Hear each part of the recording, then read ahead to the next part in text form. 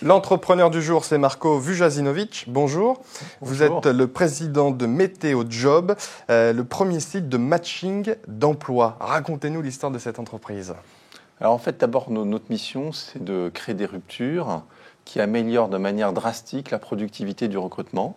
Et c'est vrai qu'en 2009, on a été le premier site dans le monde qui rapprochait offres et candidats sur la base d'un système de matching. Qu'est-ce que c'est? Et donc, c'est-à-dire qu'en fait, on va interpréter, scanner, grâce à la techno, on va comprendre ce qu'il y a dans les CV, on va comprendre ce qu'il y a dans les offres sur de nombreuses dimensions. C'est pas sur deux dimensions, c'est vraiment sur de nombreuses dimensions. C'est pas forcément le diplôme et l'âge du candidat. Le diplôme, mais c'est aussi le nombre d'années d'expérience, les expertises, les spécialités, les métiers qui ont déjà été exercés, la géographie, les langues. Enfin, il y a beaucoup de dimensions. Et ça marche comment? Avec des algorithmes? C'est des algorithmes, c'est du big data et c'est du machine learning. Et on va donc faire ce rapprochement. Donc ça s'appelle Météo Job parce qu'effectivement, quand ça match, il y a plusieurs soleils.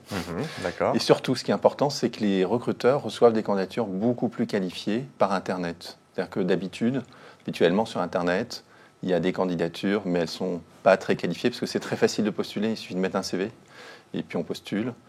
C'est quand même plus simple qu'avant. Avant, il fallait écrire quelque chose, envoyer, poster quelque chose. Donc sur Internet, il y a beaucoup de CV potentiellement et des CV peu qualifiés. Et chez nous, on a en gros un CV sur 5 qui est reçu en entretien, ce qui est quand même pas mal. Ça, c'est le taux de réussite de Météo Job, c'est un CV sur 5 reçu par une candidature sur 5 une candidature reçue en entretien. Et on a, on traite 80 000 annonces tous les jours. On a 1 million de visiteurs uniques par mois. Donc on est devenu en quelques années un des tout premiers sites français. Voilà. Et puis cette année, on a une nouvelle rupture dans ce processus de recrutement, aussi très importante, qui dépasse le matching, qui est maintenant la vidéo. D'accord, la vidéo, aspect essentiel d'Internet s'il en est. Voilà. Vous avez décidé de prendre ce virage avec une acquisition. Voilà, alors on a fait une acquisition, on s'est rapproché d'une petite start-up lilloise qui s'appelle Visiotalent avec 2 entrepreneurs fantastiques.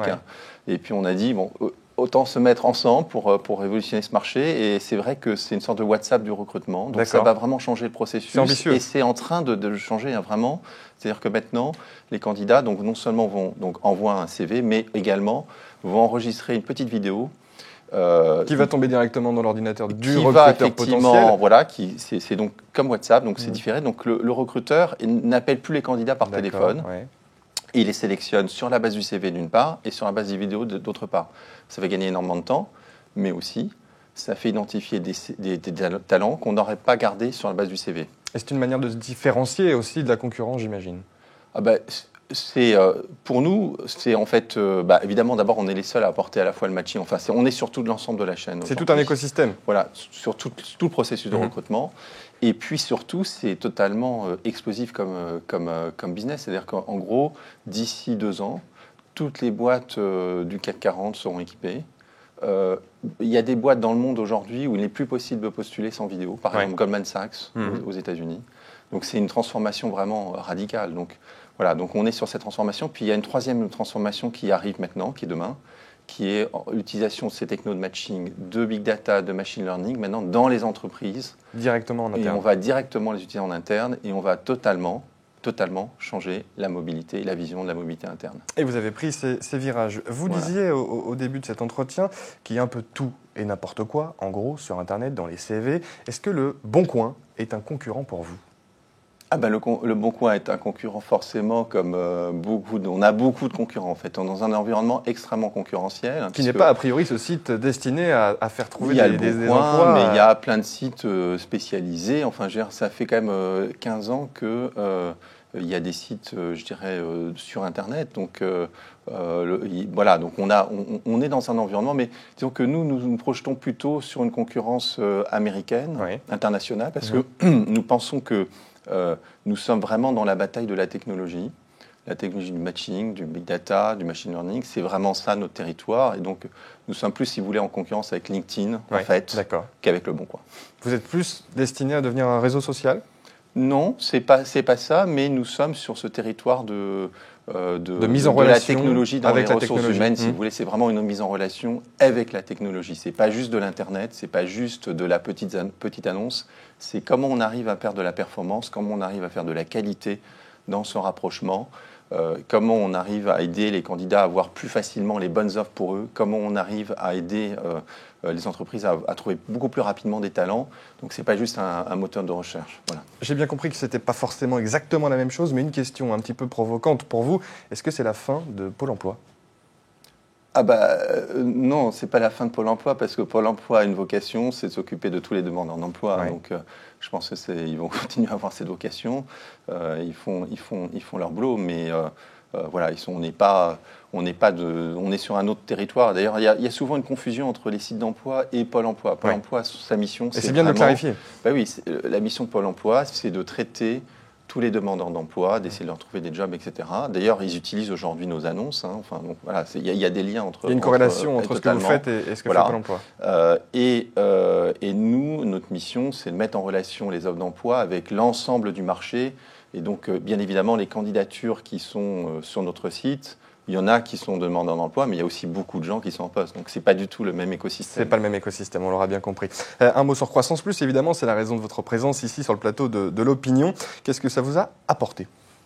Croissance Plus, en fait, c'est un fantastique territoire d'idées, d'abord, je pense, d'idées sur les entreprises, sur la croissance et sur l'innovation. Et donc, moi, je vais régulièrement à des événements de Croissance Plus. Et je peux vous dire qu'à chaque événement, je ressors avec une idée. Pour ma boîte. Pour votre entreprise. Alors, de temps en temps, c'est une grande idée. Parfois, ça ne marche pas. Non, une très bonne idée. Enfin, je veux dire, de choses qu'on n'avait pas fait ou d'ajustement de notre stratégie. Et par moment, c'est juste une petite idée opérationnelle. Mais à chaque fois, je prends une idée. C'est une pierre de plus à l'édifice. Et le deuxième élément, je dirais, c'est que c'est quand même incroyable de se retrouver avec autant d'entrepreneurs qui font des boîtes de croissance, parce qu'on est dans un pays quand même qui est un peu morose globalement. La situation économique, donc quand on est dans une assemblée de Croissance Plus, c'est quand même incroyable, c'est fantastique parce qu'on a une énergie positive collective qui est incroyable et ça donne la pêche quand même et surtout ça donne beaucoup d'ambition. C'est pas évident en France de raisonner comme dans la Silicon Valley.